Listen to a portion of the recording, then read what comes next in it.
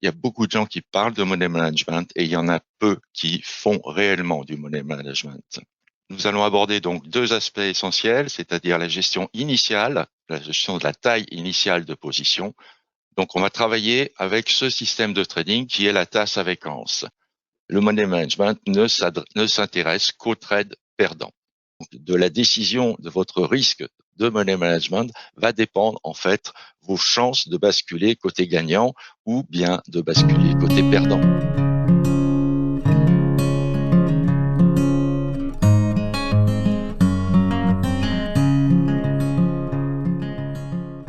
Donc, bonsoir à toutes et tous. Aujourd'hui, on va parler du money management.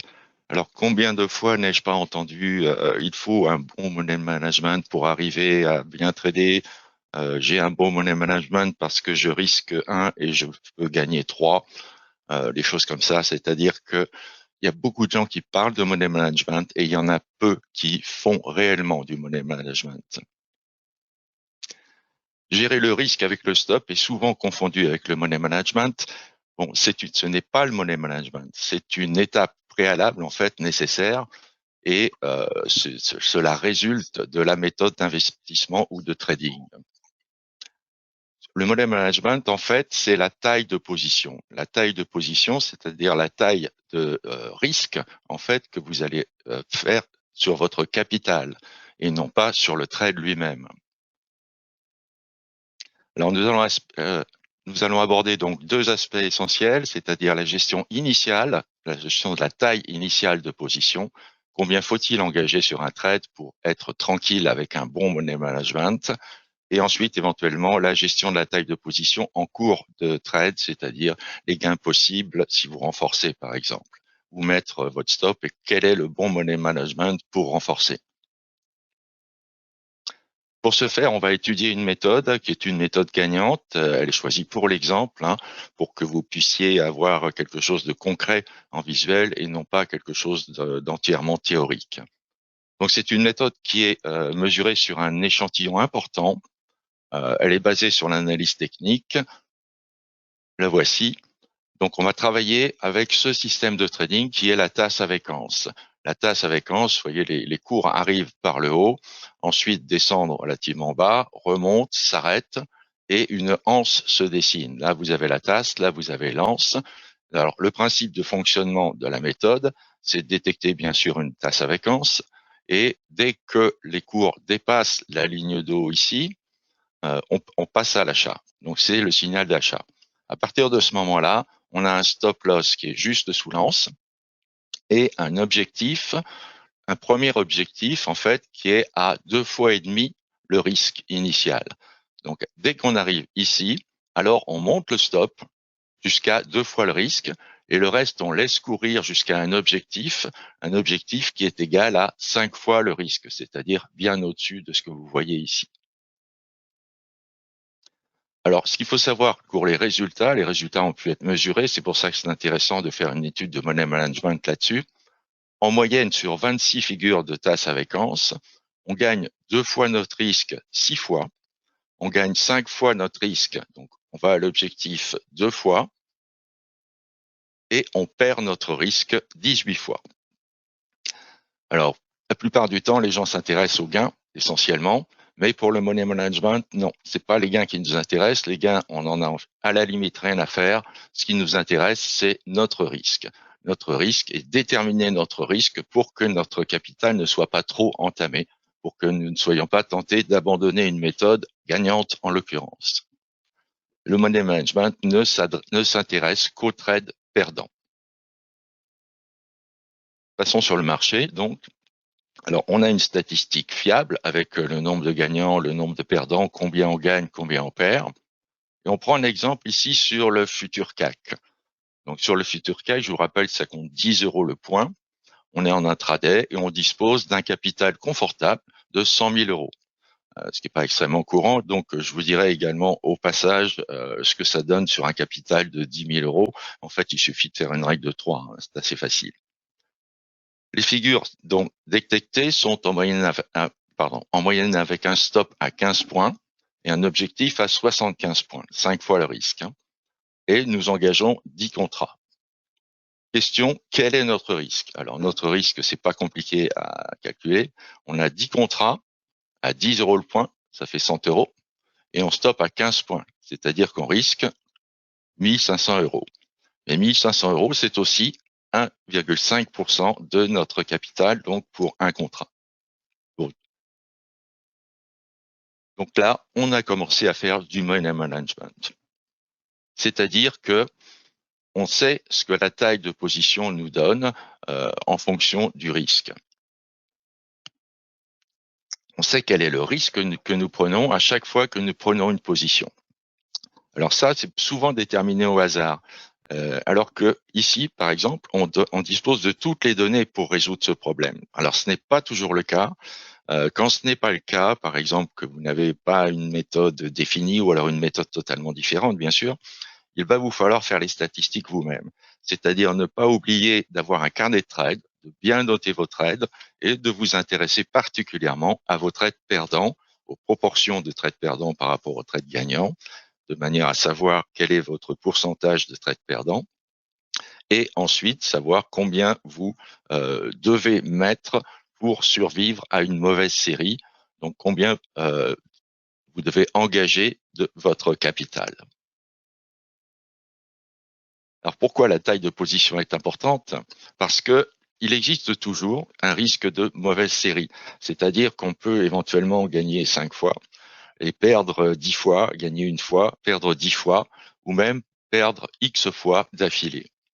Alors quelles sont les données ici dont on dispose et quelles sont les deux questions à se poser?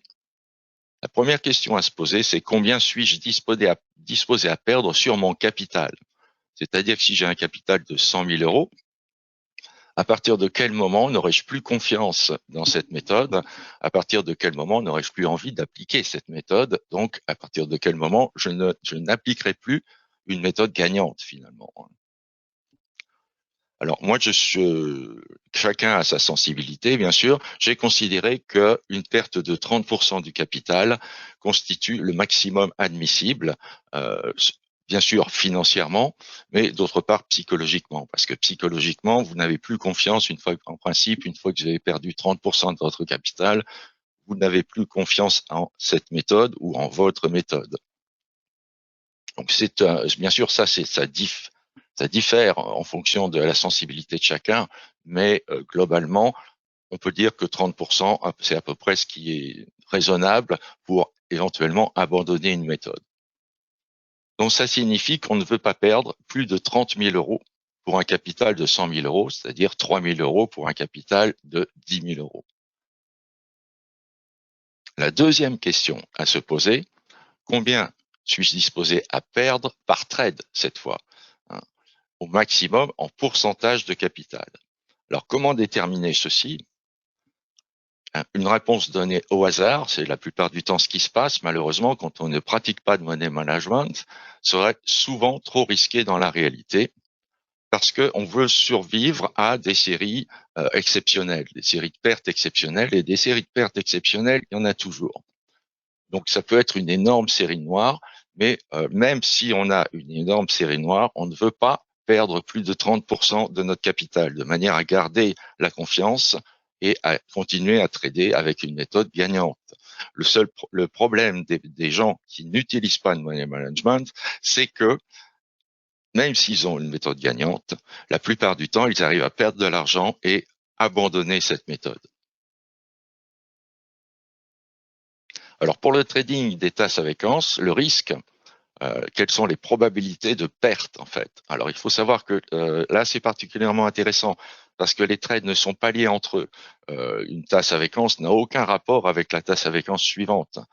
Et quel que soit le trade, on a une probabilité de gain ou de perte qui est la même. Alors cette probabilité pour un trade, elle est de 18 enfin la probabilité de perte ici, hein, elle est de 18 sur 26. Hein. 18 fois sur 26, on perd avec cette méthode qui pourtant est une méthode gagnante. C'est-à-dire qu'on perd 69% du temps. Alors ça peut rebuter certains, effectivement, mais il y a des méthodes gagnantes, la preuve, il y en a même beaucoup, où on perd plus que 50% du temps. Alors le risque, on l'a vu, le risque pour un trade, mais maintenant, ce qui nous intéresse, ce sont les mauvaises séries. Donc, quelle est la probabilité de voir X trades perdants d'affilée? Eh bien, pour, par exemple, 2 trades perdants d'affilée, c'est 18 sur 26, notre probabilité sur un trade, puissance 2, c'est-à-dire multiplié par 18 sur 26. Pour un nombre X, pour avoir une série de X trades perdants, la probabilité sera de 18 sur 26 puissance X. Alors, au passage, une petite remarque. Il faut faire très attention à l'estimation intuitive que l'on a des probabilités. En fait, ici, vous avez un petit graphique qui vous montre la probabilité réelle en vert et la sensation, la surestimation ici des faibles probabilités, c'est-à-dire que nous avons tendance naturellement à surestimer les faibles probabilités. C'est-à-dire qu'on a tendance à surestimer, par exemple, le gain que l'on peut obtenir par rapport au risque que l'on prend. Ici, c'est exactement ce qui nous intéresse. Et on sous-estime des probabilités qui sont fortes. Par exemple, on sous-estime la probabilité qu'on aille au stop. Donc ça, c'est quelque chose qu'il faut comprendre, c'est quelque chose qui est psychologiquement est dans notre tête, qui nous pousse à prendre des risques, en fait, la plupart du temps exagérés. Donc il est beaucoup plus intéressant de s'intéresser à cette ligne-là, qui est la ligne des probabilités réelles, plutôt qu'à nos sensations qui nous donnent une vision déformée des probabilités. Alors voilà le tableau suivant. Ici, c'est le tableau de le pourcentage de chances que nous ayons une série de X trades perdants. Ici, par exemple, pour 8 trades perdants d'affilée, la probabilité de rencontrer une série de 8 trades perdants d'affilée est de 5,3%. Pour 9 trades, c'est 3,7%. Donc, plus on augmente la longueur, évidemment, moins la probabilité de rencontrer ce type de série est fort. Et on arrive rapidement à des probabilités inférieures à 1%, c'est-à-dire 13 trades perdants, 0,8% de chance de rencontrer ceci, 14 trades perdants, 0,4, 15 trades perdants, 0,2. Je me suis arrêté là quand même. Le monsieur que vous avez ici s'appelle William Shakespeare et il a dit « Ce qui est improbable n'est pas impossible ». C'est-à-dire que même si on n'a que 0,4% de chance d'avoir 14 trades perdants, ça semble ridicule, mais en fait, il y a toujours une possibilité, ce n'est pas impossible. Alors, cherchons par exemple à réduire la probabilité d'avoir X trades, de la probabilité d'avoir une série perdante qui nous mette mal, en fait, cherchons en dessous de 0,5%. Alors, pour avoir une série donc de 14 trades, pour nous prémunir, pardon, d'avoir une série de 14 trades perdants, il va falloir, ça nous donnera une probabilité donc de 0,5% que ça se produise. Mais il faut savoir que sur une série de 1000 trades, en fait, si on fait les mesures de probabilité statistiques, les mesures statistiques, en fait, on a au moins 2 séries de 14 trades perdants. Enfin, on a en moyenne, plus exactement, 2 séries de 14 trades perdants sur 1000 trades. Alors, vous me direz 1000 trades, c'est beaucoup. Dans une vie de trader, 1000 trades, c'est vite fait. Enfin, c'est vite fait. On y arrive assez facilement. Donc, on voit que 2 séries de 14 trades dans 1000 trades perdants, ça veut dire on a 2 fois l'occasion de perdre plus que 30% de notre capital. Donc, d'abandonner une méthode gagnante, encore une fois. Donc, ça signifie que même, on va essayer de se prémunir même contre 15 trades perdants successifs. 15 trades perdants successifs, on a une probabilité de rencontrer cette série de 0,2%. C'est-à-dire que on a des chances de rencontrer une fois cette série de 15 trades perdants tous les 1000 trades. C'est quasi négligeable, mais ce qui est peu probable n'est pas impossible. Donc, ce qu'il faut maintenant, c'est calculer la taille de position qui nous empêche, en fait, de risquer 30% de notre capital, d'atteindre une perte de 30% du capital. Alors, on a vu que on voulait se prémunir contre une série de 15 trades perdants et que la probabilité de réalisation est de 0,2%.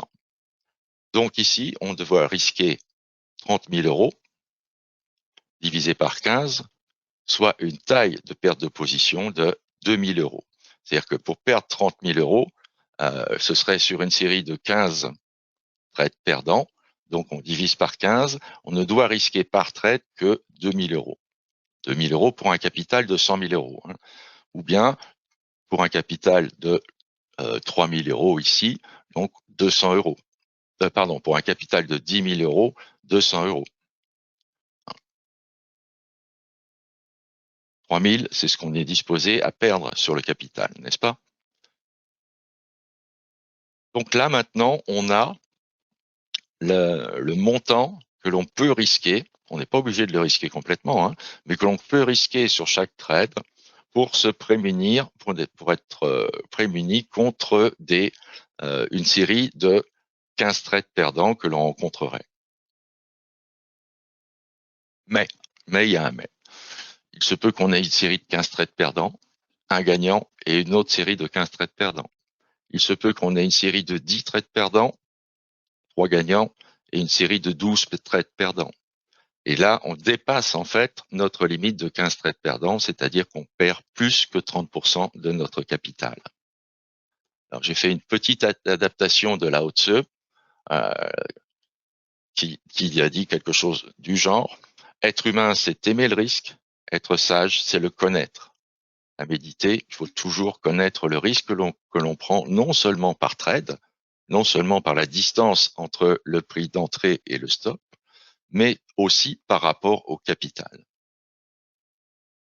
Donc, on va prévoir la poisse. On va prévoir la place, c'est-à-dire qu'on va se prémunir contre une suite de trades perdants 2 fois plus importante que celle que nous avons envisagée. C'est-à-dire, on va se prémunir contre une série de 2 fois 15 trades perdants.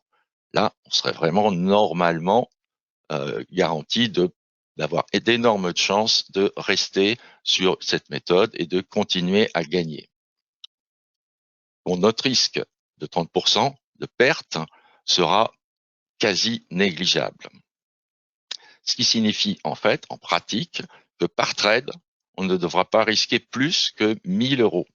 1 000 euros, ce sera le risque maximum que l'on devra prendre sur notre trade, ou 100 euros pour 10 000 euros. Donc, 1 000 euros par trade, hein, vous pouvez éventuellement, bien sûr, risquer moins. C'est le maximum admissible par le money management. Il ne faut pas risquer, si on veut un money management, c'est-à-dire une protection du capital contre le risque.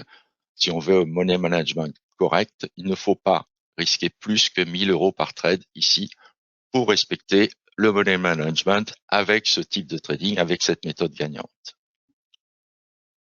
Donc le risque en pourcentage, maintenant, en fait, 100 euros pour un capital de 10 000 euros, ça vous fait un risque en pourcentage de 1%. Donc pour un capital de 100 000 euros, ça vous fait 1 000 euros, un risque de capital, bien sûr, égal, c'est-à-dire 1%. Donc, voilà ce que donnent les calculs. Alors, est-ce que ça vous semble raisonnable? Alors, la plupart du temps, dans les ouvrages, on recommande effectivement un risque compris entre 1 et 2% du capital. J'ai vu pas plus tard que cet après-midi une formation qui arrive en premier en recherche sur Google avec des explications très longues sur le money management.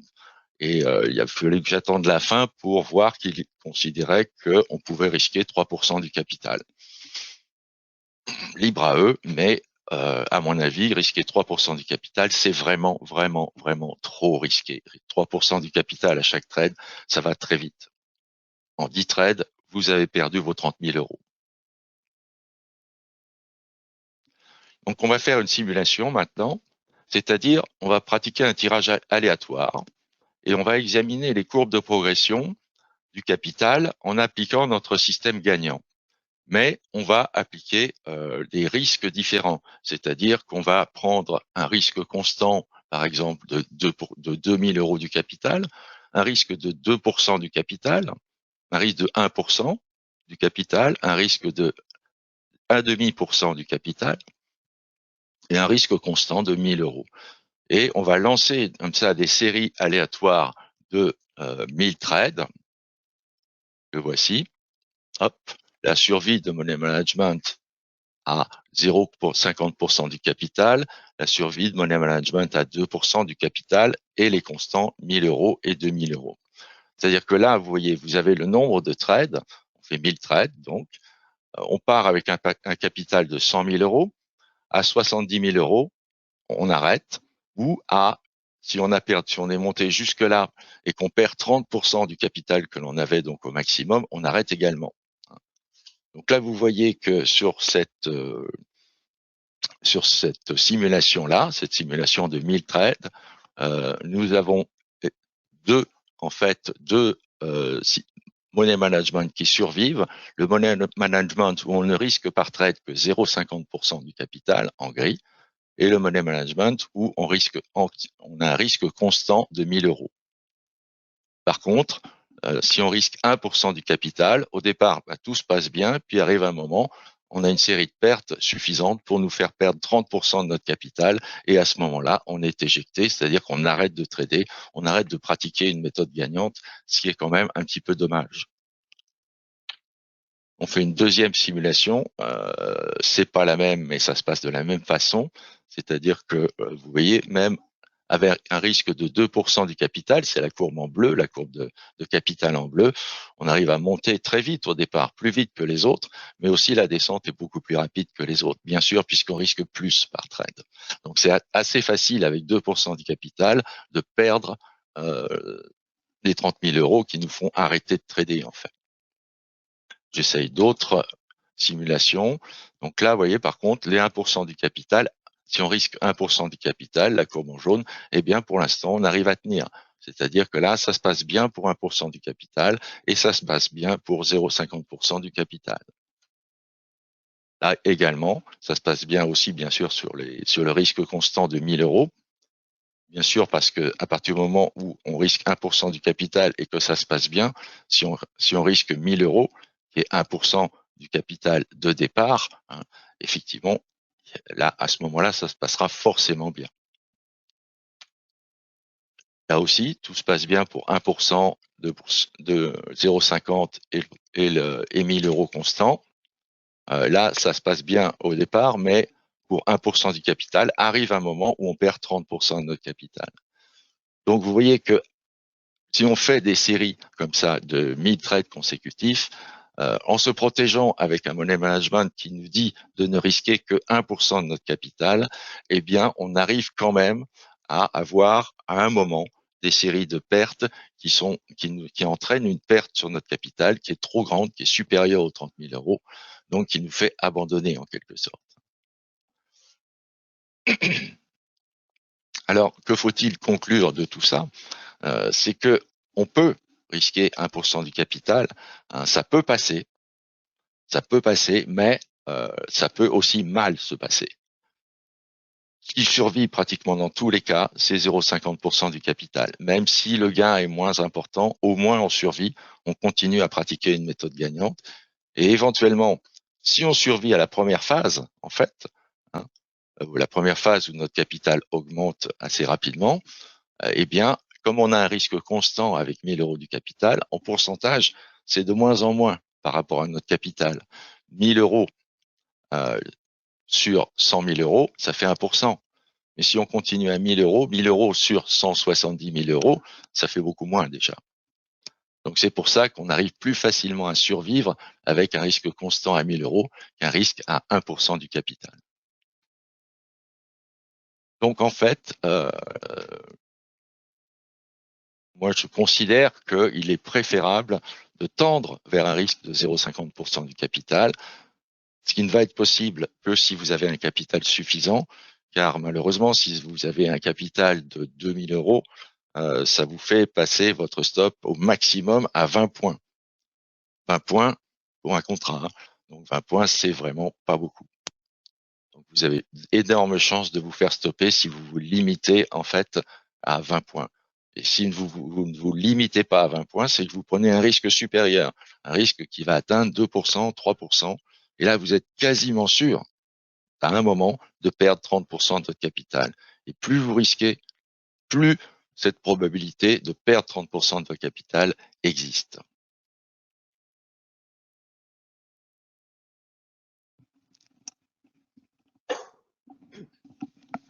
Pardon. Donc, on a fait notre tirage aléatoire.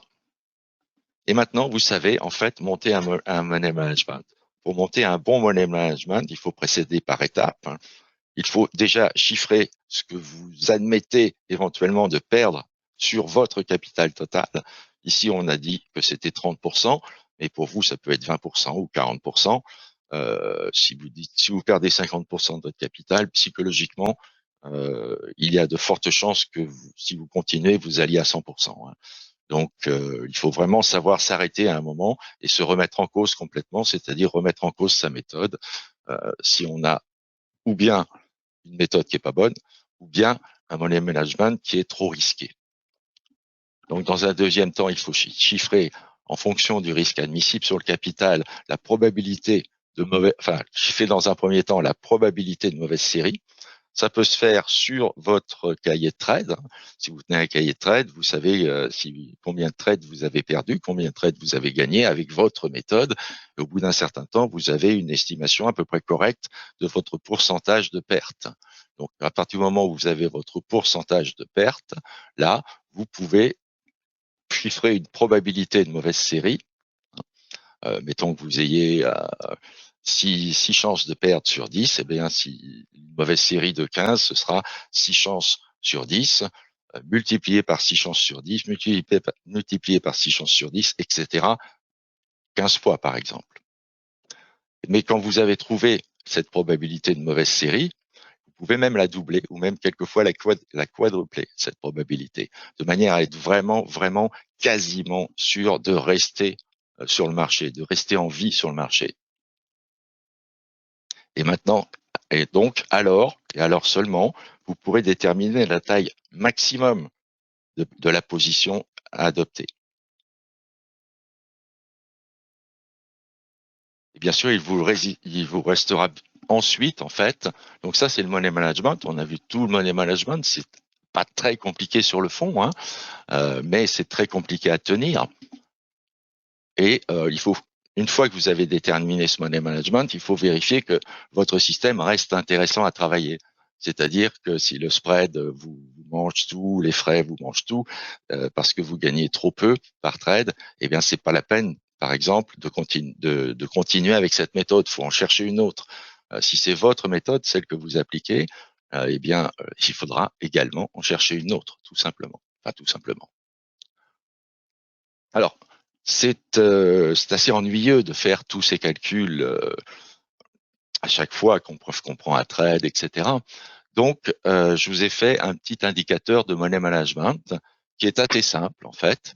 Il vous permet de faire apparaître sur votre graphe la zone de money management, c'est-à-dire la zone admissible, enfin la zone, oui, où vous pouvez mettre votre stop. C'est-à-dire votre stop, si vous achetez ici par exemple, vous pouvez le mettre partout ici.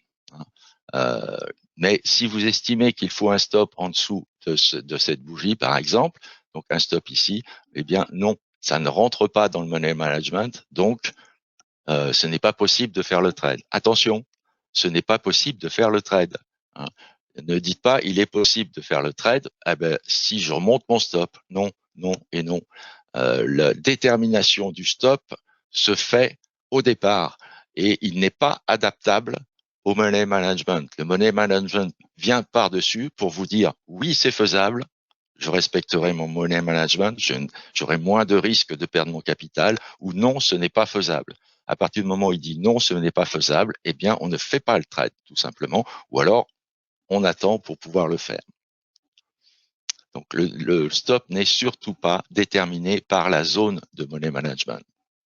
Alors, pour cet indicateur, il y a des paramètres qui sont extrêmement simples, mais effectivement, il y a des choses qu'il ne peut pas connaître. Voilà les paramètres de l'indicateur qui s'appelle Mogalev, Money Management. Alors, il faut le dire à la plateforme parce que l'indicateur, plus exactement, parce qu'il n'est pas capable d'aller chercher ça sur la plateforme, il faut lui dire quel est votre capital en euros. Donc, vous lui indiquez votre capital. Dans un deuxième temps, il faut lui dire le pourcentage de risque que vous admettez sur ce capital. Ici, par trade, pourcentage de risque par trade. Ici, on va risquer éventuellement 0,7% de notre capital.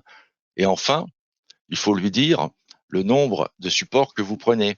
Par exemple, un futur, ou un CFD, ou 100 actions, ou X en Forex, 100 000 en Forex. Vous voyez, il faut lui dire ce que vous engagez dans le trade.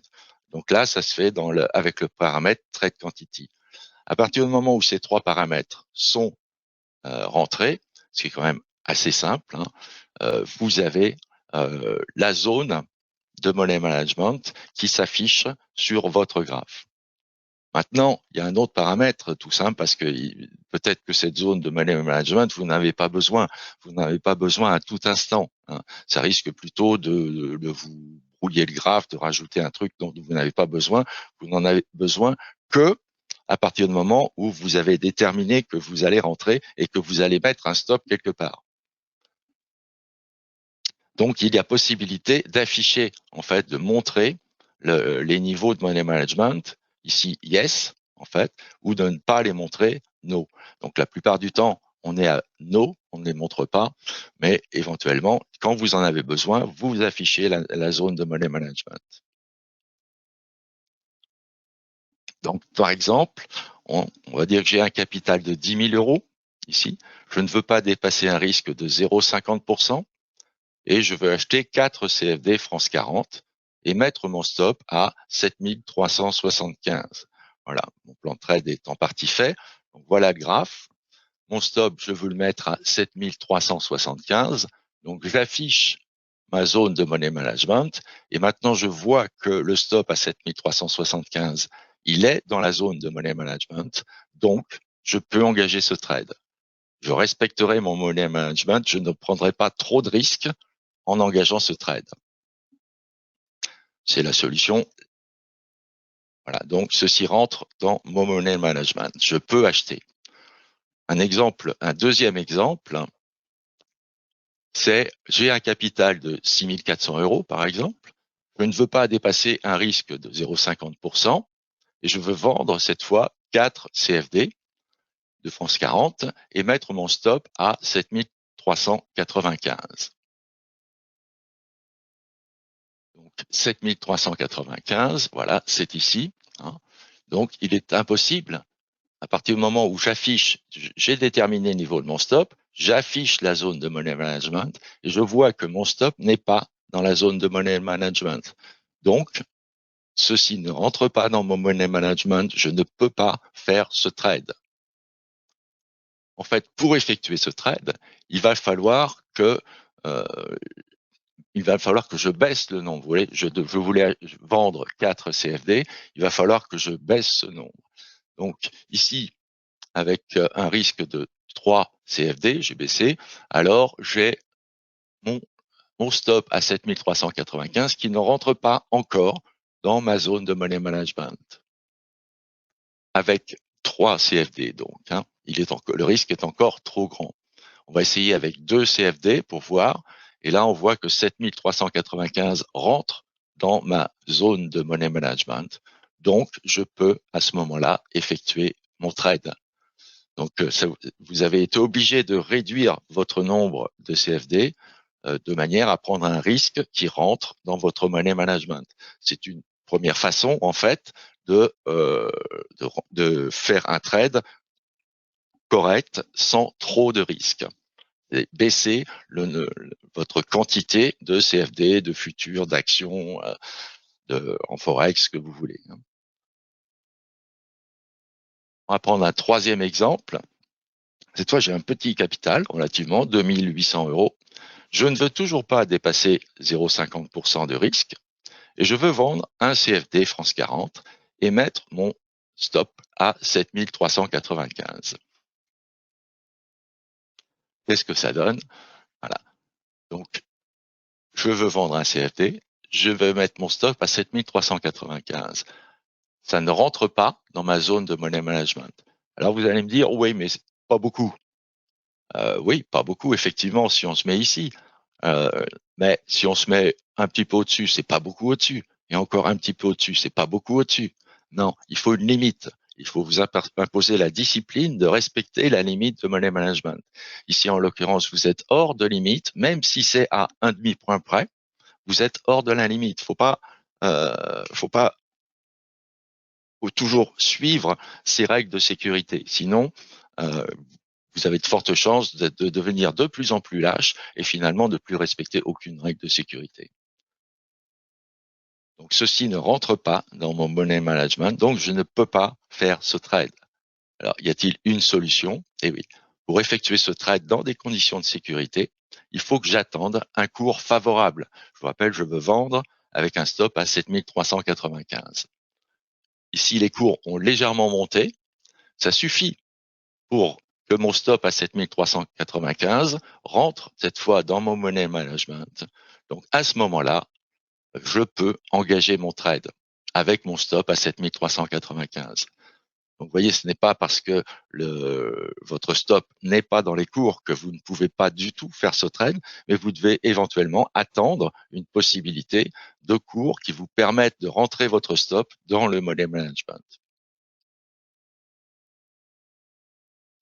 Donc, en conclusion, vous êtes désormais en mesure de surtout ne pas confondre la gestion du risque avec le stop, avec le money management, d'établir un money management en connaissance de cause, c'est-à-dire que vous saurez le risque que vous prenez, vous saurez que vous avez quand même quelques chances d'être sorti du marché par des mauvaises séries. Il faut que ces chances soient bien sûr le plus réduites possible. Et donc de la décision de votre risque de money management va dépendre en fait vos chances de basculer côté gagnant ou bien de basculer côté perdant. Donc vous pouvez choisir de pratiquer un money management ou pas, sachant que le ou pas vous conduit quasiment sûrement à la perte, à la mort sur le marché en fait. Voilà, je vous remercie. J'espère que j'ai avoir été clair et je vous dis à bientôt.